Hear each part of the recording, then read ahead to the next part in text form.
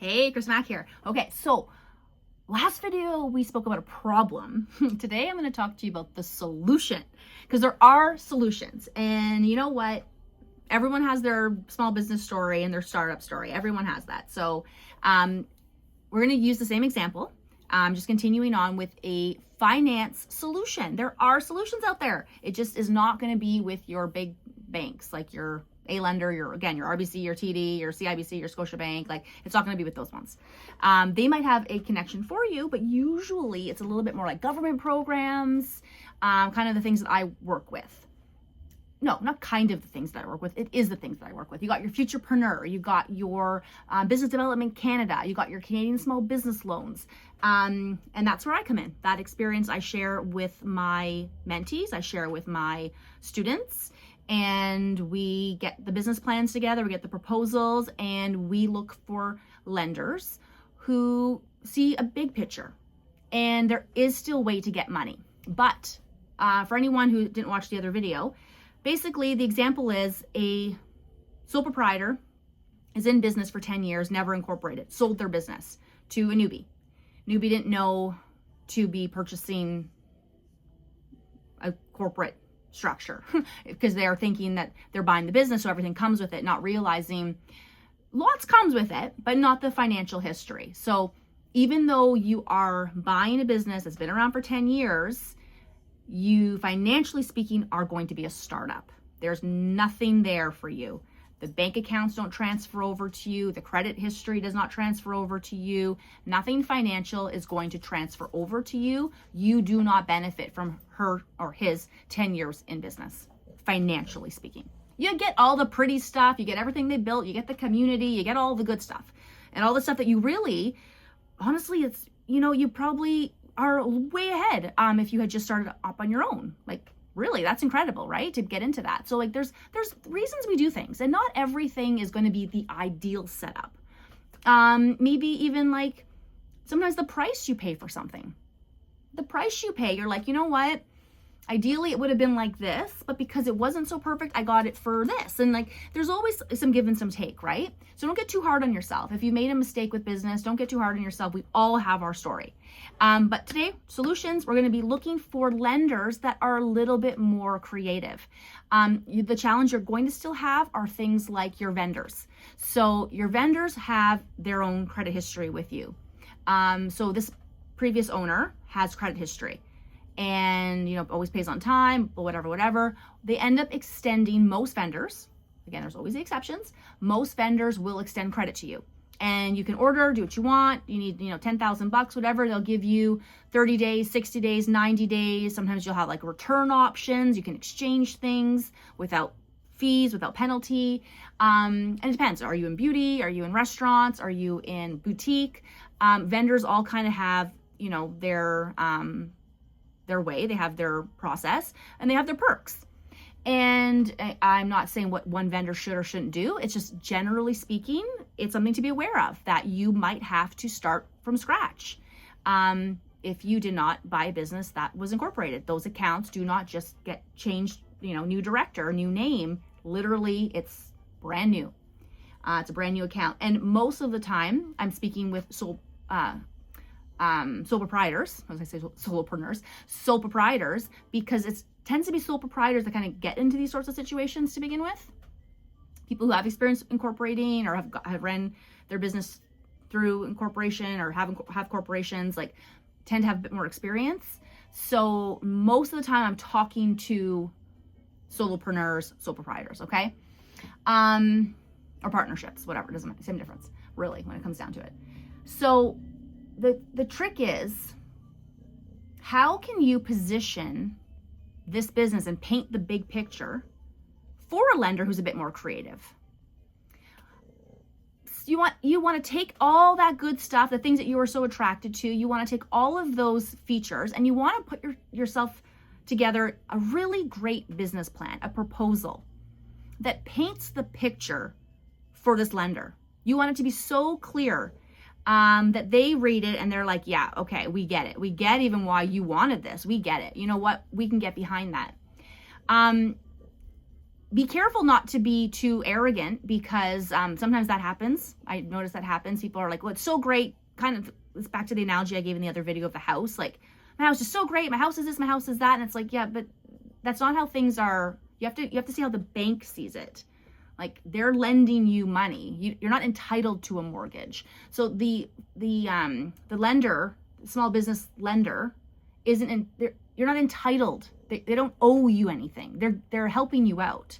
So it's kind of like, put yourself, in that, like, check in with yourself to understand where you're at. Like, you don't have another option, and they need to decide if they trust you and if they want to risk. There's a lot of risk giving you this loan, giving you this access to money, and inevitably, are you going to pay it back?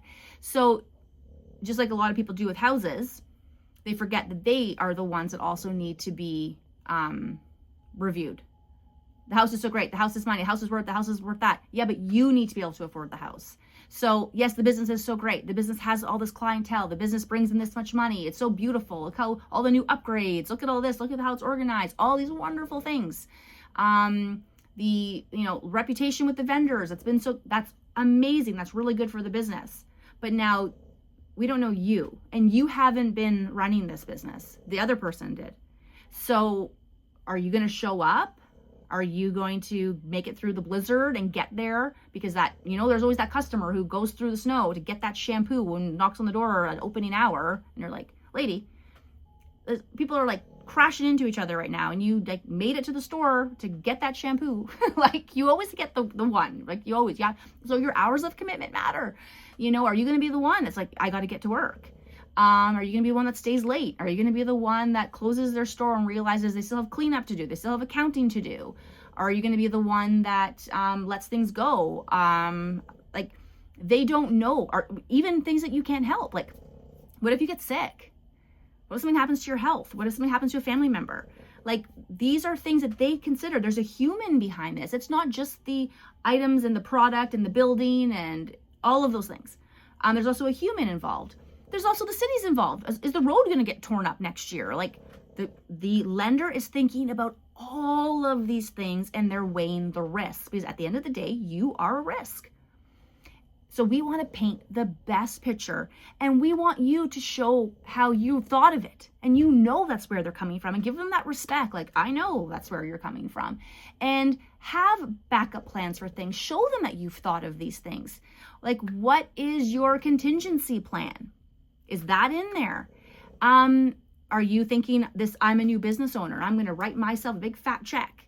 Or are you like, no, I know I'm a new business owner, and I know that my responsibility is to that business first. So this is my plan financially. And this is what I've done at home to make sure that my expenses are so low. Like, let them know who you are. Let them know that you're going to have to sacrifice. Let them know that you are very realistic when it comes to being a new business owner, and you know what it's going to take. Because again, all they see is, financially speaking, you're a startup. So that's what I help with. I help small business owners, new small business owners especially, position themselves really well in front of lenders. And sometimes I don't take on the client because they don't get it. And I know they don't get it. And I'm like, you think turning a key and walking in and being like, this is my business is what it takes, right? You're going to like have your coffee and stand there and talk all day with people. It's more than that, right?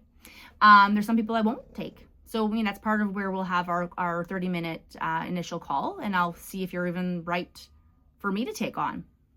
But most are really excited and have the energy and are ready. Sorry, I have a Boston Terrier snoring. That's not me. Patch.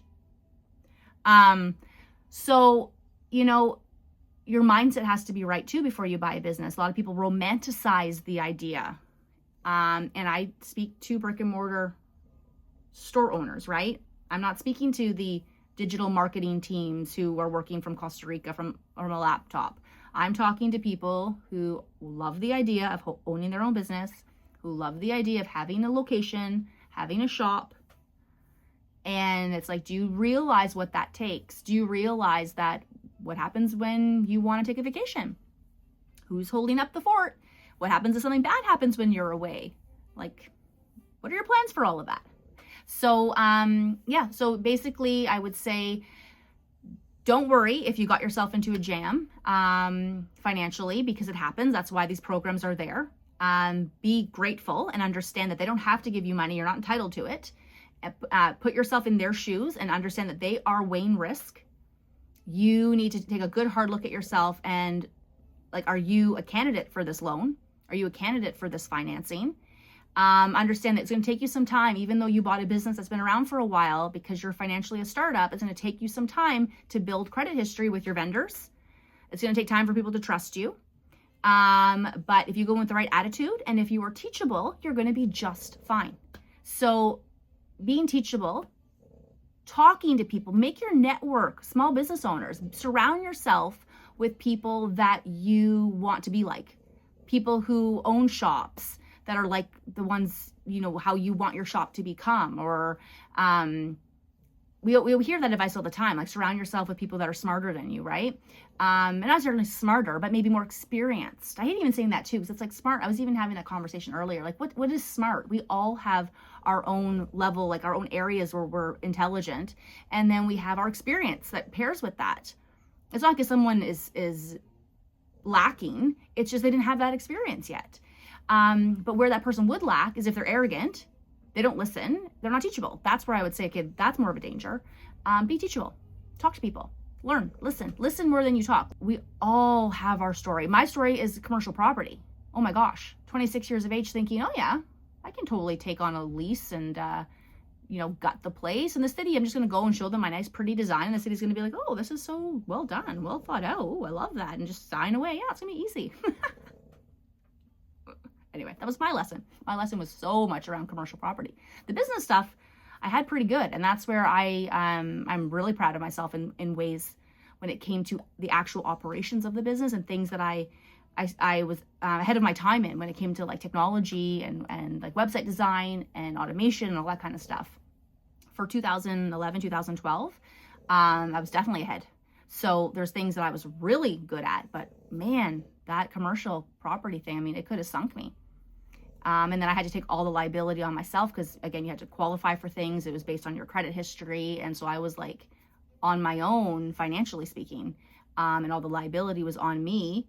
That was rough to go through so much. And it took like 2 years to get out of that one, to actually get the final permits and everything. But, you live, you learn, you figure things out, you hustle, you get her done.